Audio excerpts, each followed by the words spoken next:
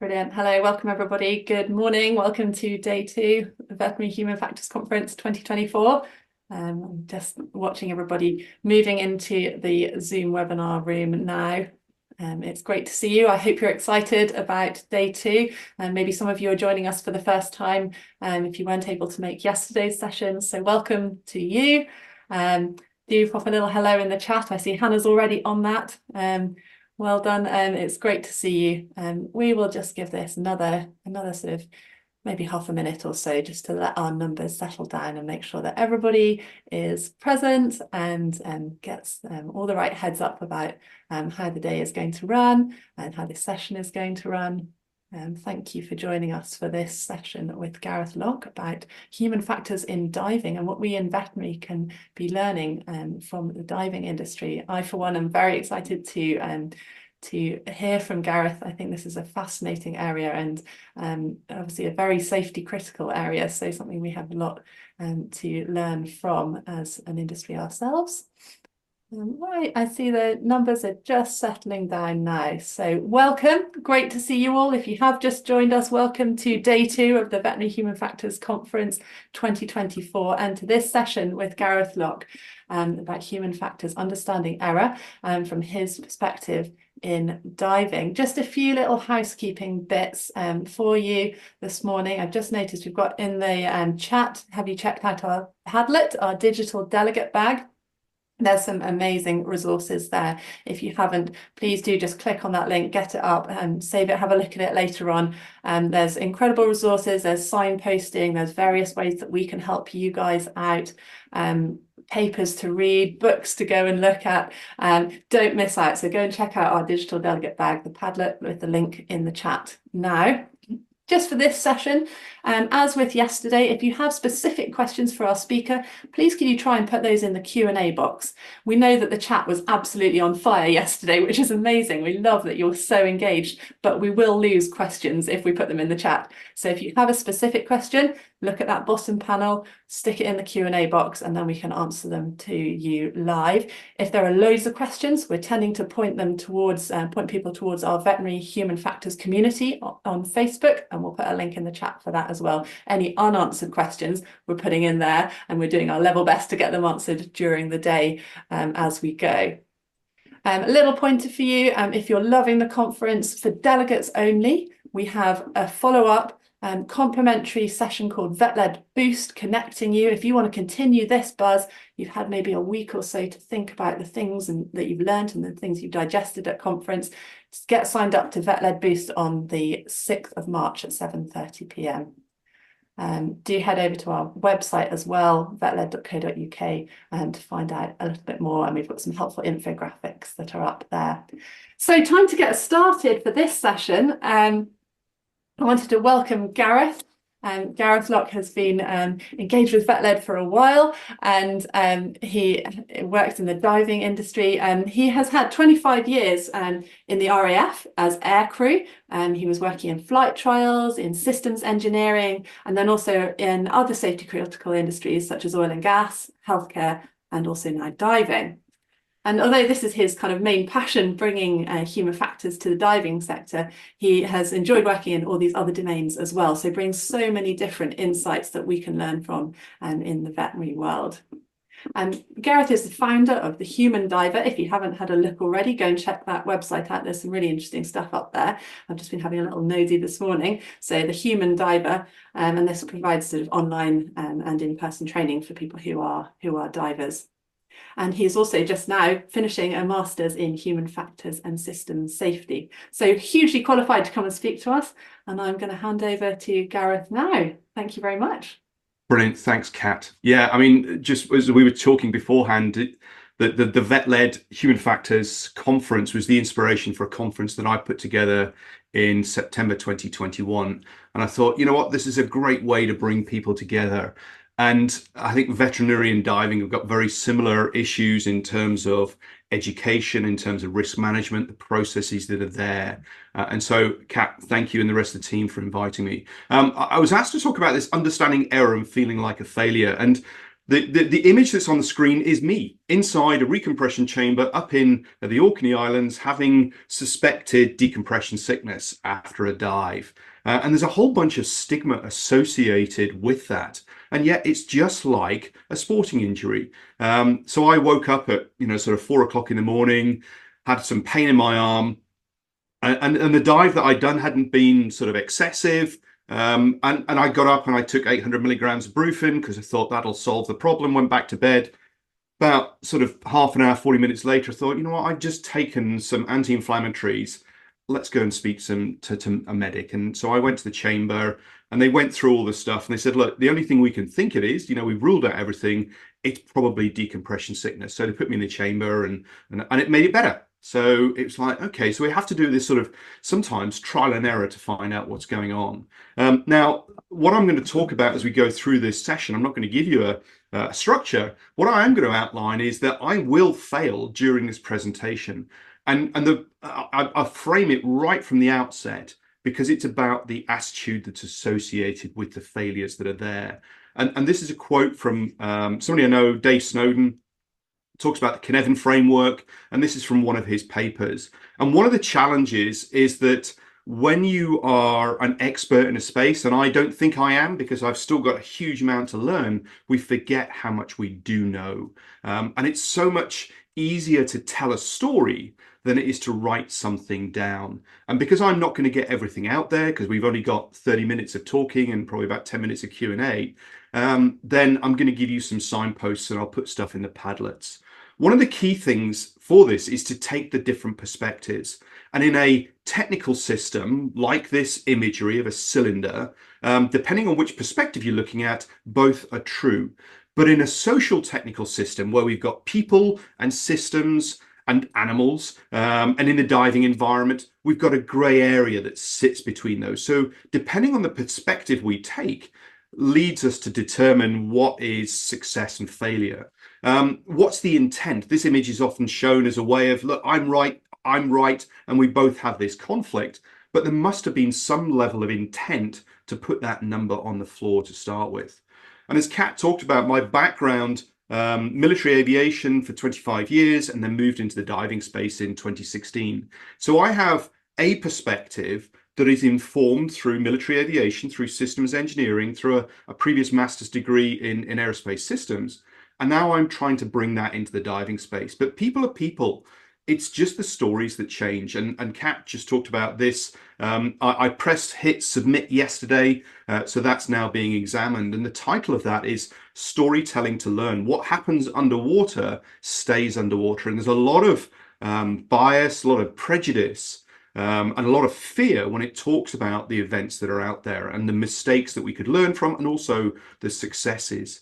And what we have to do is recognize the local rationality of those involved. How did it make sense for a diver to jump off the back of the boat with their oxygen cylinder switched off and isolated? And in a very short narrative, you could sit there and go, well, that's because they weren't paying attention. They didn't follow the rules. And the documentary that I'll talk about right at the end, which was inspired by Just a Routine Operation, really looks into the context that's there. Now, what we've got to do, and this is the sort of first of the signposts, is this book called Thinking in Systems by from Daniela Meadows. And just this need to understand that we are dealing with multiple different types of systems. So in the diving space, an example might be the buoyancy control inflator. It's a simple lever that you press the button, it allows gas to go through, and when you release it, the spring takes it back. So there's a very simple cause and effect, and there is only one way really for it to work properly. Then we get complicated systems, and this could be the technology. And here we've got a rebreather, which is in effect an anesthetic machine that we take underwater, and it supplies oxygen and it scrubs CO2. And it's mechanical. You can take it apart, you can fix a component, and you can put it back together again, and it'll work exactly the same way. You can write a manual to say this is how the technology works. Now, it requires a lot of thought and training to make sense of what's going on, but it's still a collection of simple mechanical systems. And we often think that life is complicated. But in reality, what we're talking about is complexity, where we have multiple interdependent people, systems, hardware, the environment, the culture, and teaching a rebreather class is a complex system. So each one of those different divers, the instructor, their perspective about what's going on will all be different. So we have to understand that what system, what class of system we're in. In a simple environment, there is best practice. In a complicated environment, there is good practice. And in a complex environment, we have emergent practice. And we can only really make sense of a complex system after the event. And that brings me on to the next piece, the Field Guide to Understanding Human Error from Sidney Dekker, one of the sort of classic textbooks in this space. And the classifications of human failures that James Reason put together. So we have slips, lapses, and mistakes, and these are considered the honest mistakes that are out there. And then we have violations, and you know, I purposely put them in green and red because of the sort of the symbology that happens. We forgive people for the errors mainly, normally, but we're more judgmental of the violations that are taking place. But actually, those violations are just different versions of how we make a mistake. Recklessness is often where people are trying to sabotage the system, and a lot of the rules are based around the recklessness. And in high-risk environments, people have got a self-preservation gene that says, you know what, I want to stay alive, I want to get the job done, I want to, you know, penetrate that wreck safely, I want to go cave diving, I want to teach a class. And so what we need to understand here are these learning opportunities, even when the rules are being broken. I'm going to say especially when the rules are being broken. Because if the rules are consistently being broken, it is not a rule problem, it's a system problem. And we have to dig into that scenario. And there are different sorts of violations. But again, errors and violations are in effect social constructions of something that's happened. And what you could actually say is that these are all systemic weaknesses, understanding how it makes sense for somebody to do what they did, even though in hindsight, it appears to be irrational to do that. So what does failure mean? And this was a reflection a couple of weeks ago, having had some coaching and some research. Failure itself, you know, failure to do, failure to be. What do those mean? It's similar to errors. Failure does not exist on its own. It has to involve certain other elements. And here are some topics, ideas that you can think about. So it's contextual. So we need to have agency. Did people who were involved in it, were they active in creating that unintended outcome? And the attribution that whether or not it was me, so it was dispositional, my own sort of mindset, or was it situational? What's the context about what's happening? It's post-event. So if we know that we're going to fail, wouldn't we do something about it? Like, we know that we're going to get lost in a wreck because it's silted out and there's rusticles and things like that. If we know that that's going to happen, we'd prevent it from occurring. So just like error is only really classifiable afterwards, failure is the same. And subjective, you know, failure requires something to be comparing against, and that's what we'll talk about on the next slide. What is the normal? Is it the social norm? Is it the personal norm? Is it the organizational norm? Is it the team norm? Because actually, if somebody is unskilled, they're task loaded, you know, is that failure to be expected, or comes as a surprise? So the next sort of signpost in terms of learning some more is this book called The Obstacle is the Way. And this is very much a personal thing, that we're looking at our own perspective of the event and what we classify as a failure. So the book is broken into sort of three main areas to look at. And this has been a bit of a learning journey for myself over the last 4 months, where I've started to work with a coach, and my own imposter syndrome, and that I'm not worthy, that, you know, why do I do what I do in the diving space and other high risk industries? And a lot of it is about proving to myself that I am good enough. And I recognize that I go out there, I want to learn. I'm a continual learner. I want to get better and better. but to what purpose? Is that to prove to me that I'm good at something? So the diver training that I did is through an organization called Global Underwater Explorers, which is considered got some of the highest standards that are out there, consistent standards out there in the industry. And that aligned with my military aviation background. So I wanted to go into, having been disillusioned early on, I wanted to go into a training system that tested me, that proved my worth, my mettle, that actually I could get that stuff done. And there were lots of failures, but it was all about training, getting the competence, getting the capability to identify those failures early. So the philosophy piece there is, no event is objectively good or bad. Always have that positive thing that says, how can I improve and base on this? So failures, you could sit there and go, oh, nightmare, that's gone horribly wrong. I've had a rapid ascent. I've got lost in a wreck. I've dropped my gear. Then, okay, so what's the opportunity? How do I look to spot that occurring, not just focus on the don't do that again? But the first thing we have to do, so once we understand this philosophy, the first thing is look inside ourselves. So actually, what does a failure mean to me as an individual, of myself? And the key thing here is, am I good enough for what I do? Do I judge myself at a level that is acceptable? So as I said, I went back to my diving, and I wanted to go diving with people who would hold me to account, who would want to get me to get better, and I could help them. But it was this bit of, am I worthy? So I had to get over that. And that's really happened just recently. The failure, my sort of failure mode up until probably 2 months ago was, I have to get the training agencies on side to validate the work that I'm doing in the human factors industry. And over the last, say, 4 weeks or so, I've had this sort of epiphany moment going, you know what? I don't. I add value to what I'm doing already. I'm creating change. I've trained probably 500 people face to face, about 1,500 people online through an online program. I've written a book that's got thousands of copies. I've got a podcast that's out there. I am worthy from that side. So I don't need the agency, which now frees me up to think about a whole bunch of other stuff that's going on. And then there's the external fight to basically say, what do we learn from the environment that's out there? Try to predict what's going wrong. And that's not just about saying, I won't do that. Look for the cues, the clues. One of the tools, the platforms that I've developed in is understanding red teaming. And I'll put something in the Padlet about that as well. And the final bit is set unreasonable goals.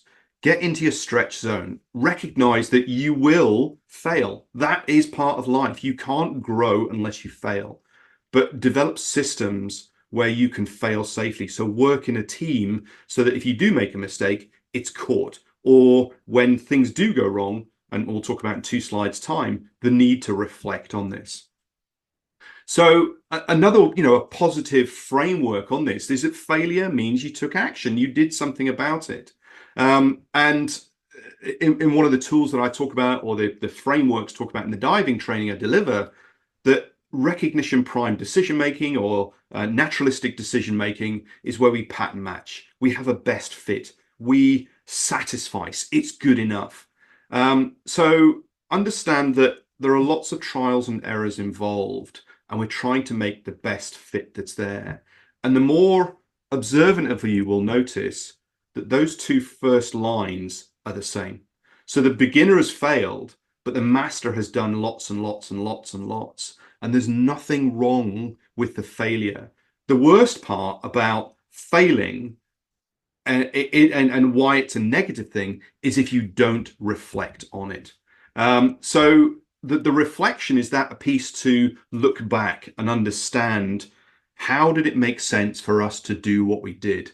And what can we do to change the environment and the system we're in to make it more likely we do the right thing? And I say right and wrong because they are, again, normative terms. Who's deciding what's right or wrong? Do we look at the technical skills, their buoyancy control, or in your domain, your sort of veterinary skills that are there? Do we look at the non-technical skills of the crew resource management, the decision making, the situation awareness, the communication, the teamwork, the leadership and followership, the performance shaping factors in which we sit, and the ability to learn from prior to an event through psychological safety, the presence of psychological safety, or the presence of a just culture afterwards to allow us to unearth the real story, the warts and all story that people have adapted and worked around the system? Do we look at the social and cultural framework in which we're in that makes it easier to do one thing and harder to do something else? We are social creatures. I was on a podcast just recently, and the host had brought together 5 people from West Coast of the States through Europe and out to Australia. And he was really struggling with the technology, and the bandwidth wasn't working, and he was just really struggling. And he interviewed me for a separate podcast about 2 weeks later, and he said, this is just like a dive. If this was a dive, I would have ended it there and then. I went, now consider this dive has taken place on the other side of the world. It's taking you 2 days, 3 days of travel to get there. It's cost you about £10,000. You're now diving with a bunch of heroes of yours, and your equipment breaks. But it doesn't break catastrophically. It's an intermittent fault. Now, how easy is it to end that dive? And it's like, so the context becomes really important. And that's then the reflecting on the system. Now, one of the things I love doing is just coming up with ideas, and the discussion that we had right before the start is ideas emerge from the discussions we have. And this came from a class that I was teaching in January in the States, that you can't reflect in the moment until you've reflected on the moment. And the need to then have a debrief, an effective learning focused debrief. And that'll be something else I'll stick into the Padlets, is the debrief guide that I've developed for the training that's there. And for an effective debrief to work, you've got to have psychological safety, or the ability to deliver radical candor, that people in the room know that it's about challenging and caring. And that's another piece to look at, is Kim Scott's Radical Candor book. Because in a high performance team, you can, if you observe, say, a military aircrew debrief, or a special forces team debrief, or a high performance sports team, the debriefs are pretty brutal. And you sit there going, whoa, there's going to be a fight here in a minute, because there's a lot of real emotion coming out and a lot of direct language. And it's like, no, because the debrief is focused on the actions and not the individuals. And that's a key piece, is separating individual from action. And in the diving space, this is such an immature environment, because people are not taught how to debrief, as in give feedback in a constructive manner, and they're also not taught how to receive it. So it's all very well teaching people how to give it, but we also have to be able to teach people how to receive. So a debrief is often in the moment, immediately after what's going on, but we can look a little bit further than that. So there's a piece that I'll put in the Padlet, learning in loops, where we've got single loop learning, double loop learning, and triple loop learning. So simple systems can be addressed by single loop learning. You take the component, you fix it, you put, as Kat and I were talking about it beforehand, you put the sticking plaster on the problem, hey, cool. But actually you haven't sorted the underlying problems. And so if we move into the complicated space, what we need to now do is look at the rules, the values, the assumptions, what's going on in the social technical system, the dive team, the dive training programs, and then actually go a little bit further back and say, actually, are we doing the right thing? Have we designed the system so that it's easier to do the right thing and harder to do the wrong thing? Now, the number of arrows that are on each one of those bubbles is significant, because in a simple situation or a simple context, there is best practice. There is only one way of doing it. When we move into the complicated space, we're talking about good. There are multiple ways of solving a problem, and that comes through experience and sharing stories. In a complex space, we have to run experiments, because if you go in there and say, this is the way to do it, actually, we don't know, because we can only really make sense after the event. But what we can do is learn from other people's stories and then try and translate it into our own space. And some of those experiments you run are going to go backwards, and you're going to end up in a worse situation. You sit there and go, okay, rather than say something like a pilot class or a pilot intervention, the problem with pilots is you've already committed mainly to deliver it. And so there's a whole bunch of sunk costs involved which make it harder to back out of a pilot system. If you go in there and say it's an experiment, it's a hypothesis, where we have an investigation or a learning review or a learning team, and we end up with some lessons identified, what we want to do is run a hypothesis on this intervention might make a difference or it might not. Let's see what happens. And so the difference between lessons learned and lessons identified is that a lesson learned has been identified, an intervention is put in place, it's been measured, and its effect has been positive or negative. The lesson learned might be, that intervention didn't work. We won't do it again. But there are so many people talk about, yep, that was a lesson learned. All right, what did you change? We've reflected on it. We won't do that again. Well, that is just an outcome of the environment we're in. So, I won't lose control of my buoyancy. I won't get lost in the wreck. I won't run low on gas. Well, they're all things that we shouldn't be doing anyway. But we've got to understand the context, and that's the important piece. And that is, a lot of what we talked about, or I've talked about so far, is this power of framing. And here's another book from Amy Edmondson about psychological safety and the need to look at the environment we're in. And she talks about simple, complicated, and complex environments. And what I say from here is actually the framing that we have. Is it success or failure? Is it success and failure, or with failure or without failure? In the programs that I deliver, they're predominantly for divers, but it's not in water. It's all about using computer-based simulations to create a psychologically safe but stressful, error-prone environment. So we have success and failure. And the debrief, what I say to people is, I don't really care whether or not you get a high score. What I want you to do is reflect on the process to how you got there. So you could end up with a really high score, be completely ignorant of how you got there, and you think that that was a success. So were you lucky or were you good? And invariably, in all walks of life, there is a level of luck and a level of failure. So I'm starting a podcast to try and get some of these stories out there. And the instructor that I was interviewing talked about a rapid ascent from 40 odd meters in the Sound of Mull. And as we went through this, there was some technical skills involved, there was some non-technical skills involved, and there was some luck involved. And it's this recognition of the contribution that luck or lucky situations or unintended outcomes play on both success and failure. And success and failure both start from the same point. It is the journey that you get to and the reflection that's there. So the training programs that I deliver are all about putting intentional and unintentional failures into the system. And the picture up in the top left is to remind me about a blog that I wrote last year following my instructor development to be able to teach the software tool that we do at a higher level. And I was in that team, and I succeeded in leading and getting a very high score, but our margin for error was really, really small. If we'd made a mistake or if I'd introduced something else, then we would probably have crashed and lost all of the points that were there. And the important piece here is, for me, the reflection was the influence that I have as a leader within a team. I was leading a team of 3 of my students, my future instructors, and they all graduated from that class. I had a feeling that I had to perform in front of them, and they felt that they couldn't speak up because, hey, Gareth's done this before. He knows what he's doing.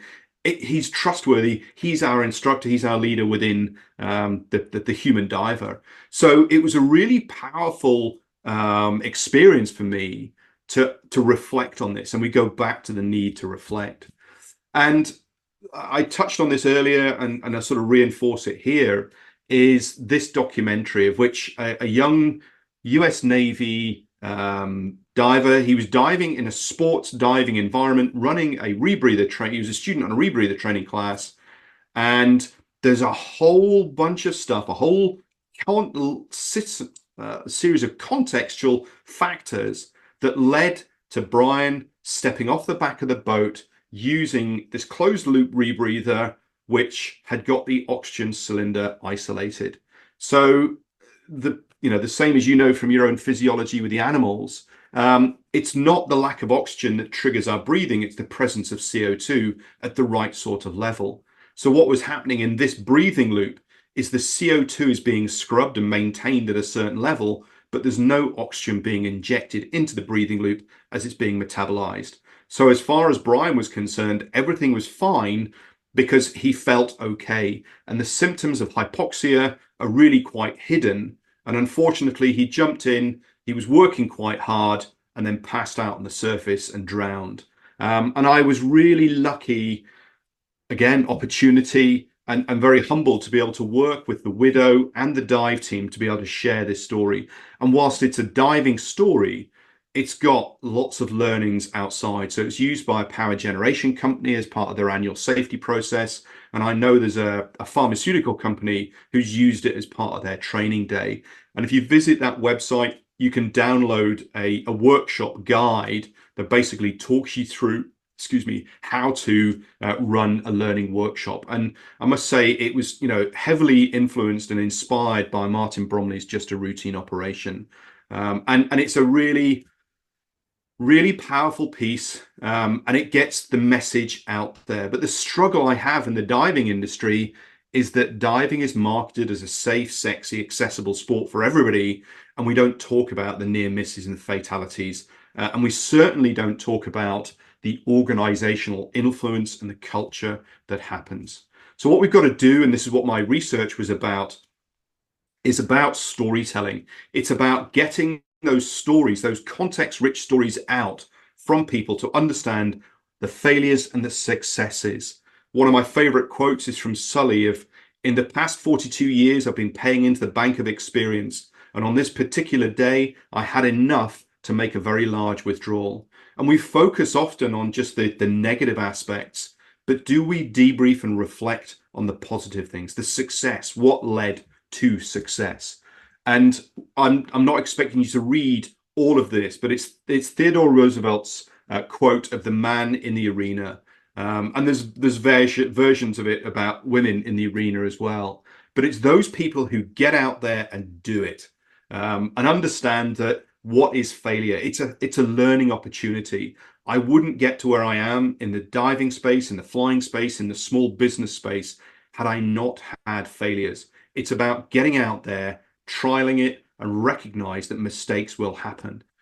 And that would be my first piece, going right back to the books. Understand yourselves. You are worthy. The fact that you're in this profession, the fact that you're in this conference and want to learn about failure means that you are worthy. Get out there and do it.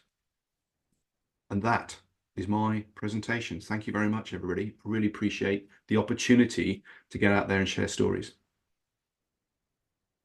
Did that work, Kat? Yeah, it's brilliant. Thank you so much, Gareth. It's so fascinating. And I can see from the chat there's an awful lot that has really resonated with our veterinary audience. I mean, there's so much. And I think the topic around error is something that, we are nervous to talk about. And so it's so empowering to hear it spoken about publicly and being able to talk amongst ourselves in this safe space. And there's some high praise coming in the chat. Petra mentioned something. So just set the scene. How do you get people to talk about errors? Is you talk about your own. So here's one. When Kat invited me to do this, I stuck a date and time in the calendar. Great, I'm going to be talking in the morning, and that's what my calendar was. As soon as I finish this call, I'm driving my wife to the airport. We're going to fly to Krakow for the weekend for her birthday. I booked the flights in the afternoon without checking the schedule update. So I'm like, I've just spent some money on the flights, and I got hold of Kat and said, "Kat, can we can we redo this?"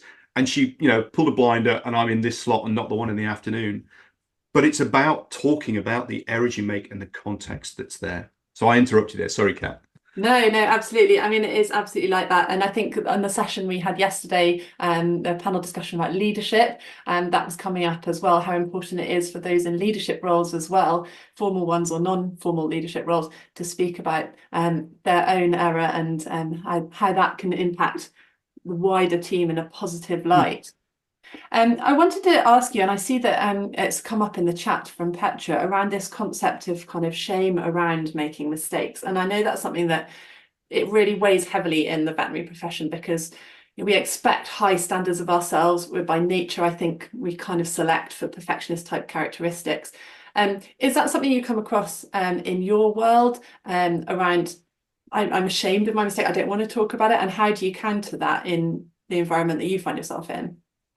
So yes, it's absolutely there, and it's more prevalent the further you go up in the organizations. And so it's one of the things that I try to get into the training program and put people into an environment where it doesn't matter if they fail. And that's why the computer-based simulation tool that I use, nobody can bring any prior knowledge. Everybody starts at ground zero from that side. And I draw a similar parallel with the healthcare space and veterinary space, is that society puts you on a pedestal of excellence, and your whole process is more so in the medical. I don't know if it's the same in the vet space. You are brilliant. You are the one. It's you developing, as opposed to the shared piece of success is not an individual thing. It's a team thing. And if you as a team succeed or failure, it's about how you all came together. The problem is that as individuals, as the vet, as the surgeon, as the diving instructor, society wants to simplify it and say, you know what, it was your fault because you didn't spot this. And one of the things that, I try to bring is the context that's there. And the research that I've done, people are more likely to share a story if it's got context in it, and if it's got a multiple perspective. So your team that's operating, each one of them will have a different perspective about what's going on. And now you can create that. But that starts from the leadership point of view and building shared trust within your team. Start small, start stuff, and going back to the simulation activity, the reason I do it that way is because there's no professional jeopardy associated with it as well. People are more likely to talk about mistakes and performance variability when there's no professional jeopardy. And if you can segue from that into, you get them to understand how it would make sense in a social situation, a home situation, right? Your brain doesn't change when you go into the workspace. It's not like you take out your home brain and you put your work brain in. We're subject to the same biases and performances. There's some really interesting stuff coming up in the chat here around sort of the context of it when there's sort of a life on the line, whether that's a human life or an animal life, and how that is very difficult to kind of accept our failure in that particular context. And as you're talking there, and I think we're reflecting back into earlier parts of your talk around that sort of internal work versus external work, I was wondering whether there's internal work to be done within our profession as a whole to enable us to talk about error, because the external message can often be very negative. You talked about storytelling in your masters. The stories that we see coming into the newspapers and the media in any context, whether it's a train crash or something going wrong in human healthcare, can be quite sensationalist and really have a negative impact on those of us within the industry, and making that messaging, that internal messaging, quite a lot harder. Yeah, so there's two bits there to internal. First, internal is me. I am worthy. I have got a lot of skills, and this is how it made sense. And so the fundamental attribution error or bias is often talked about where we look at others' errors and we look at them. We don't look at the context. We blame them for their performance, their wrong attitude. They didn't have the skills. Whereas actually the situation drives a lot of things. But if I look at my own errors, I often look at the context and say it wasn't my fault because of X, Y, and Z. But actually, do I examine myself? So the first part of internal is me. What's my performance and how did I rationalize that? Then we have the team level, and it's much easier at the team level to then the organization and then the domain. Now, the piece about the media, a system behaves the way it's designed. So the media system is designed to sell copy. It's to sell clicks. Safety, good news stories don't sell. So it's a really difficult piece. And so again, if we go and look at, we're in a complex space, this is why it behaves the way it does, then we can start to discount the outside stories that are there. If you know what the truth is, that gives you massive strength to say, you know what, the media don't know what they're talking about. And you read so many things, you go, you know what, that's rubbish. but then that's what they're there for. So own it internally, but you've got to have that proper internal me and not feel unworthy. And that was a huge epiphany in that the last 4 months working with the coaches, you know what? I am worthy. I can do this. It's such a powerful message. And thinking about it in terms of those layers, like the personal work to do, then the work within our own workplace, and sharing the messages that we're hearing at this conference with our teams to enable that awareness to build, and then the safety to kind of develop around, I feel safe to have this conversation. I feel safe to put my hand up when I know that something hasn't gone quite to plan or how we'd want it to. Totally. And one of the things is, the 4 stages of psychological safety from Timothy Clark. He talks about inclusion. Do you feel part of the team? Are you there? Which is the comment that I made about family businesses. If you're not part of the family and you come in as an external worker, yes, you might wear the same sort of uniforms and we're all a family here. Yeah, but I don't feel like it, because there are conversations that happen. The next bit is learner safety. People will look for learner safety before they push their boundaries, because they look around and say, you know what was what happened the last time somebody had a mistake? Oh, they were treated badly. You know what? I'm going to play it safe. I'm just going to do what I have to do, not what I can do in that discretionary effort that's there. That's a really interesting point as well, because I guess in the environment that we're working within, there is inherent risk that has to be taken. In surgery, it's not predictable. It's a complicated, complex environment that we work in. It's not a zero-sum game. There will be bits where you have no control over what happens. Yeah. And as long as you can look yourself in the mirror and say, you know what, I did the best that I could to recover that. That doesn't stop the sadness that's there, but that should stop the internal frustration and the I am not worthy piece. Yeah, absolutely. And just as a sort of final question, I guess, pretty much we'll see how much time we've got, but you mentioned about debriefs, and I know that that's a conversation that's sort of starting to come up more in veterinary, the importance of debriefing, hot debriefs immediately after an incident, cold debriefs at a later time. I think there are still a lot of people who are unfamiliar with this concept, and it's hard to introduce to an environment, to a workplace where we're not doing it. But when you're at a conference like this, you can maybe think, oh, actually, that would be a really great thing to do. How do we go about sort of stepping forward and saying, yeah, I'd like to start doing this. I think it could be helpful. So the first bit is, yes, find time to do it. And there are some guides, and I say I'll put some bits in there. There are different forms of debriefs as well. So you can have a person focused, task focused, and then just a big program, sort of a project or a day activity type debrief. But the first bit is find the time. I am sure in your veterinary space, there are non-discretionary activities, and you will find time to do it. Start off with, make a debrief a non-discretionary activity. From my background in the military aviation, a mission was not over until the debrief was finished, and depending who you spoke to, who won the debrief. So it's, but it's very much a case of, right, find the space and start small. Often debriefs are focused on what went wrong. Well, nothing went wrong, so there's no value of the debrief. If we turn around and ask a couple of questions, and the whole debrief framework is based around these 4 sets of questions: what went well and why, so we can replicate it? What do we need to improve, and how will we do it? And often it's this bit of, what did we do wrong? No, what can we improve on? So again, framing it in the positive space. The why did it go well and how do we improve it are really hard questions, and they're the important ones. The observations of what happened, hey, people know that. It's this bit of, why did it go well? How can we break it down and replicate it? What do people see? And then the how will we improve it is then identifying the steps around the context and the activity, not the outcome. Yeah, that's so helpful, and actually such a positive spin on it, because like you say, we can get very hung up on what went not so well, but more often than not it goes right. And so reflecting, debriefing on that will help to normalize that behavior around doing debriefs in a very positive kind of context, so that when it is in a negative context, we were able to do it, and we've Yeah. got the skills to do it and the safety in the environment to do it. And there's always I'm aware that opportunity to improve. Yes. I'm aware that time is marching on, and we could talk about this for a very long time. I'm seeing a lot coming up in the chat. And if you are interested, then do head over to our veterinary human factors community on Facebook. I'm sure Gareth would be happy to be active in that. You can ask a question.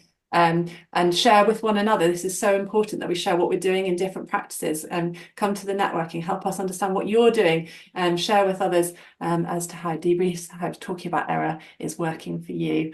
Thank you so much for joining us at this session. There are some links that have just popped into the chat. I would encourage you, please help us out and fill in the feedback form, because we can make next year's conference even better for you. If you know what you need and you want. Thank you so much, everybody. Thank you to Gareth. Brilliant. Thanks very much.